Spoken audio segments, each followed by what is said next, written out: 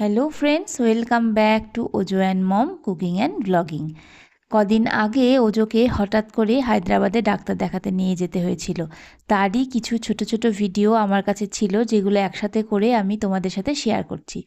আমরা হঠাৎ করে গেছিলাম বলে ট্রেনের টিকিট পাইনি, তোমাদের ফ্লাইটেই যেতে হয়েছিল। আমাদের মতো মধ্যবিত্ত মানুষের ফ্লাইটে যাতায়াত করা খুবই কঠিন, তবুও ছেলের শরীর বলে কথা, যেতে তো হয়েছিল। যেদিন আমরা হায়দ্রাবাদে গেছিলাম প্রচণ্ড বৃষ্টি, আর সকাল সকাল ফ্লাইট ছিল বলে আমরা ভোরেই বেরিয়েছিলাম আমার দিদির বাড়ি থেকে। আগের দিন দিদির বাড়িতে চলে গেছিলাম, সেখান থেকে গাড়িতে করে এসেছিলাম, প্রচণ্ড বৃষ্টি হচ্ছিল।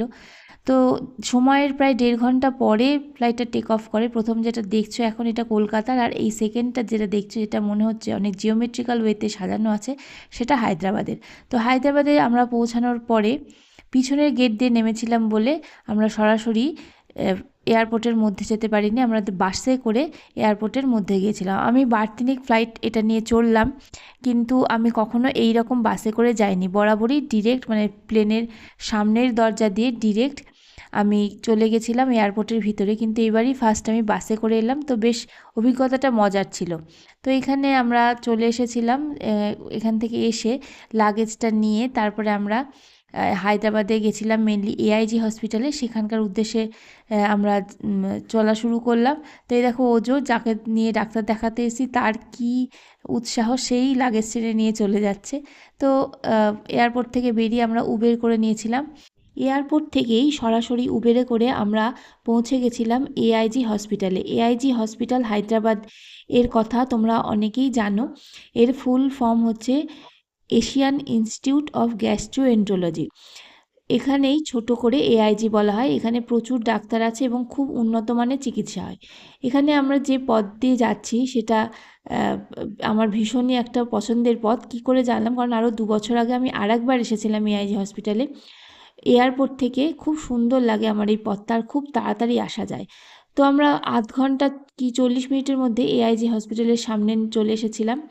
দেখছো আমরা লাগেজপত্র নিয়েই ঢুকছি, কারণ তখনও আমাদের হোটেলটা বুক করা হয়নি। আমরা এআইজি হসপিটালের মধ্যে ঢুকে পড়েছি, তবে এখানে কিন্তু বেশিটা দেখানো যাবে না, এখানে নিষেধাজ্ঞা আছে। বেশ খানিকটা, মানে ভিতরের পার্টটা তো একেবারেই দেখানো যাবে না, বাইরের খানিকটা আমি তুলেছিলাম। তো ঢুকেই ডান দিকে যেখানে দেখলে এআইজি লেখা আছে, সেটা রিসেপশন, আর বাঁ দিকে ক্যাফেটেরিয়া আছে। এই ক্যাফেটেরিয়াটা ওজোর মানে মেন আকর্ষণের কেন্দ্রবিন্দু। এখানে নানা রকমের খাবার পাওয়া যায়, মানে খুব সুন্দর খাবার পাওয়া যায়। তো প্রথমে আমরা এআইজিতে ঢুকে ডাক্তারের খোঁজ নিয়ে অ্যাপয়েন্টমেন্ট নিয়ে সেখান থেকে খেয়ে আমরা চলে এসেছিলাম হোটেলে। এর পাশেই, মানে এআইজি হসপিটালে একেবারে গায়ে লাগোয়া বাবু খান লেন আছে, যেখানে খুব কম টাকায় তোমরা হোটেলে থাকতে পারবে এবং বেশ পরিষ্কার পরিচ্ছন্ন।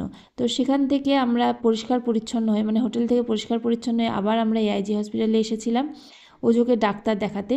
তো এখানে ডাক্তার দেখানোর পরে ডাক্তারের, মানে পুরোটা দেখাচ্ছি না কারণ তাহলে তো ব্লগটা বিশাল হয়ে যাবে। ডাক্তার দেখানোর পরে ডাক্তার কিছু ব্লাড টেস্ট দিয়েছিল, সেগুলো করিয়েছিলাম।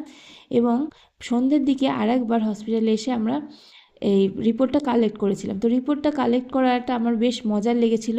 যেরকম এটিএমের মেশিন হয় সেরকমই প্রায় মেশিন। এখানে নাম দিতে হচ্ছিল, ফোন নাম্বার দিতে হচ্ছিল, সঙ্গে সঙ্গে ওটিপি চলে আসছিল ফোনে, আর ওটিপিটা দিয়ে দিলেই পরপর পরপর সমস্ত রিপোর্ট হাতে পাওয়া যাচ্ছিল। এটা কিন্তু খুব সুবিধা, একসঙ্গে লাইনে দাঁড়িয়ে এখানে নিতে হয় না। এটা এবার নতুন, 2 বছর আগে যখন আমরা এসেছিলাম তখন কিন্তু এটা এখানে ছিল না।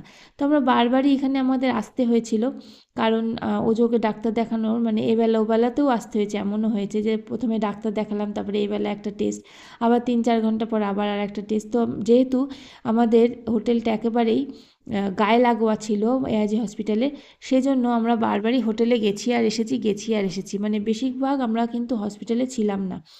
ওজোর সমস্ত টেস্ট হওয়ার পরে ব্লাড টেস্টগুলো তো ঠিকই ছিল, কিন্তু পেটটার সমস্যার জন্য ওকে এন্ডোস্কোপি আর কোলোনোস্কোপি দুটোই করতে দিয়েছিল। তো এখানে এন্ডোস্কোপি কোলোনোস্কোপি পরের দিন ছিল। সেদিনকার তো ভিডিও আমি কিছুই করিনি, কারণ আমি ভীষণ টেনশানে ছিলাম। আমার নিজেরও এন্ডোস্কোপি কোলোনোস্কোপি হয়েছে, কতটা যন্ত্রণাদায়ক সেটা আমি জানি। ইদানিং আর যন্ত্রণা না লাগলেও যথেষ্টই, মানে এত ছোট বাচ্চা, ওজো যথেষ্ট ছোট, ওর পক্ষে এন্ডোস্কোপি কোলোনোস্কোপি করাটা বেশ মানে কষ্টের ছিল। অতক্ষণ না খেয়ে বারবার পটি করে একই সাথে এন্ডোস্কোপি কোলোনোস্কোপি, কিন্তু খুব কষ্টে ছিল। কিন্তু বিশ্বাস করে এখানে ওই সূঁচ ফোটানোটুকুই যা লেগেছে, এত সুন্দর ব্যবস্থা, যেহেতু ওজোর বয়সটা বেশ কম, সেহেতু ওর জন্য পুরো যন্ত্রপাতি আলাদা ছিল, মানে ওর একটু দেরি লেগেছিল, কারণ সাধারণত এত ছোট বাচ্চাদের এন্ডোস্কোপি কোলোনোস্কোপি হয় না। তো ওর এন্ডোস্কোপি কোলোনোস্কোপি করার জন্য ওরা পুরো সেটিংটাই বদলে ফেলেছিল। একটা বাচ্চার জন্য পুরো সেটিংটা বদলে ফেলাও, এটাও কিন্তু অনেকটা ওই পাওনা। আর এখানে কিন্তু খরচ খরচা অনেক কম, অনেক কম, মানে চিকিৎসার খরচ খরচা সত্যিই কম। যাতায়াতের খরচাটা তো আছেই, আর আমরা যেহেতু হঠাৎ করে ফ্লাইটে এসেছি তাই তো আমাদের একটু বেশি খরচা হয়েছে। তবে এখানে তো ট্রেনে করেও আসা যায়, যদি একটু আগে থেকে প্ল্যান থাকে তাহলে ট্রেনে করে আসাটাই আমার মনে হয় বেস্ট। এখানে চিকিৎসা করাতে আসলে উপরেই পাওনা হচ্ছে স্যাটিসফ্যাকশান, এত স্যাটিসফ্যাকশান আসে এখানে চিকিৎসা করাতে গেলে, মানে। আর ওষুধপত্র ওরা একেবারেই কম দেয়, যতটা না করলেই না। তবে একটা নিশ্চিন্ত হয়েছিলাম আমরা যে ওজোর এখানে এন্ডোস্কোপি কোলোনোস্কোপিতে বেশি কিছু ধরা পড়েনি। ওর একটু সমস্যা ছিল, যেটা হচ্ছে ও ভিতরে ভিতরে ভীষণ টেনশন করে বলে ওর আইবিএস হয়ে গেছিলো। ওকে ইনফ্ল্যামেটরি বাউল সিনড্রোম এর ডিপার্টমেন্টে দেখানো হয়েছিল, যেখানে ডাক্তার রূপা ব্যানার্জি ওর চিকিৎসা করেছিলেন। আমরা সবাই এখানে চিকিৎসা করিয়ে খুব স্যাটিসফাইড হয়েছি।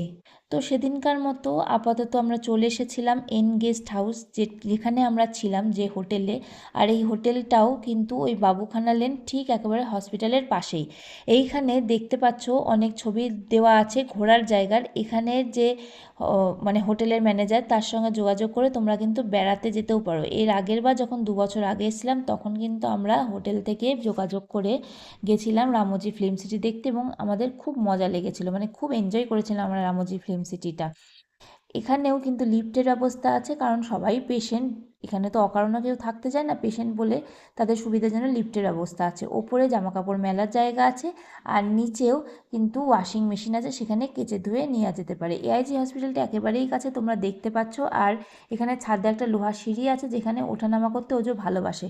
ওই যে আরেকবার এসেছিলো তখন তো আমরা এই হোটেলেই ছিলাম, সেজন্য তখনও এখানে ওঠানামা করতে ভালোবাসতো। এবার আমরা গেছিলাম আর ছিলাম হচ্ছে 407 নম্বর রুমে। এর আগে 302 কি 303-এ ছিলাম, ঠিক আমার মনে পড়ছে না।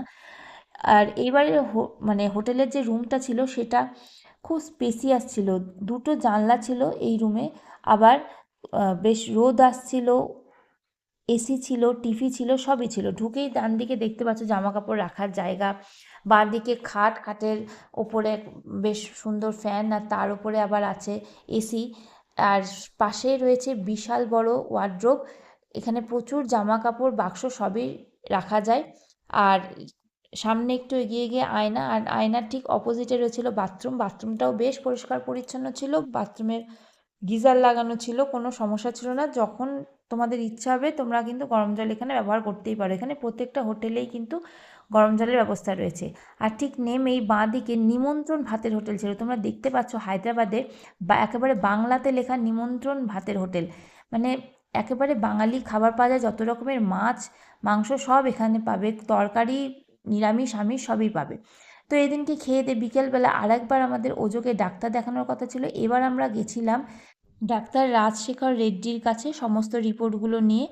ডাক্তার রূপা ব্যানার্জি বলেছিলেন যে একবার ওকে বাচ্চাদের ডাক্তার দেখিয়ে নিতে, তাই আমরা এখানে গেছিলাম। আর এই যে জায়গাটা, এটা বি টাওয়ার, মানে এ টাওয়ারে রূপা ব্যানার্জি বসেন, আর ঠিক বি টাওয়ারে, দুটো টাওয়ার পরপর আছে, বি টাওয়ারে রাজশেখর রেড্ডি বাচ্চাদের ডাক্তার বসেন, আরও অনেক ডাক্তার আছে।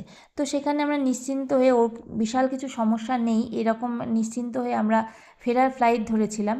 আসার সময় করাচি বেকারিতে গেছিলাম, সেখান থেকে কিছু কেনাকাটা বিস্কুট টুকটাক কিনে টিনে নিয়ে আমরা আবার এয়ারপোর্টে চলে এসেছিলাম, হায়দ্রাবাদ এয়ারপোর্টে। তো এখানে বেশ ফুরফুরে মেজাজ ছিল, যাওয়ার সময় যে টেনশানটা ছিল আসার সময় সেই টেনশানটা আর ছিল না, কারণ যাওয়ার সময় তো বুঝতে পারছিলাম না কী সমস্যা হয়েছে ছেলের, মানে ওর এতটাই অসুস্থ হয়ে পড়েছিল। কিন্তু আসার সময় মানে একটু নিশ্চিন্ত ছিলাম যে না, কোনো সমস্যা হয়নি।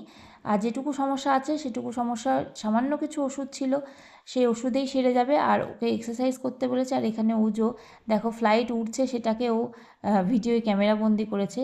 তারপর ওর একটু খিদে পেয়ে গেছিলো, এখানে এয়ারপোর্টের মধ্যেই দুটো জায়গায় কেএফসি চিকেন ছিল, তো আমরা যেখানে বসেছিলাম তার পাশেরটা থেকে ওকে কেএফসি চিকেন কিনে দিয়েছিলাম। চিকেন পপকর্নও খাচ্ছিল, আমাকেও একটা শেয়ার করেছিল বটে। তো খাওয়া দাওয়া সেরে একটু রাতের দিকে আমাদের ফ্লাইট ছিল, সেখান থেকে আমরা ফ্লাইটে উঠে পড়ি। প্রথমে ঠান্ডা লাগছিল বলে চাদর টাদর জড়িয়ে নিয়েছিলাম। পরে যখন ফ্লাইটে উঠলাম একেবারে প্রণাম করলাম ঈশ্বরকে যেন আর না আসতে হয়, অন্তত ডাক্তার দেখানোর জন্য। এই কথা বলে আমরা ফিরে আসলাম প্রথমে কলকাতা এয়ারপোর্টে, সেখান থেকে কৃষ্ণনগর। কিন্তু কৃষ্ণনগরটা দেখালাম না, কারণ ভীষণ ক্লান্ত ছিলাম আর ভিডিও করতে ইচ্ছা করছিল না। যাই হোক, আশা করি ভিডিওটা তোমাদের ভালো লেগেছে। যদি ভালো লেগে থাকে তাহলে অবশ্যই একটা লাইক করো, শেয়ার করো, কমেন্ট করো। আর নতুন বন্ধুরা প্লিজ প্লিজ পাশে থেকে আমার চ্যানেলটা সাবস্ক্রাইব করো। জানি আমি ছোট ইউটিউবার, আশা করি পরে ভিডিওগুলো আরও ভালো।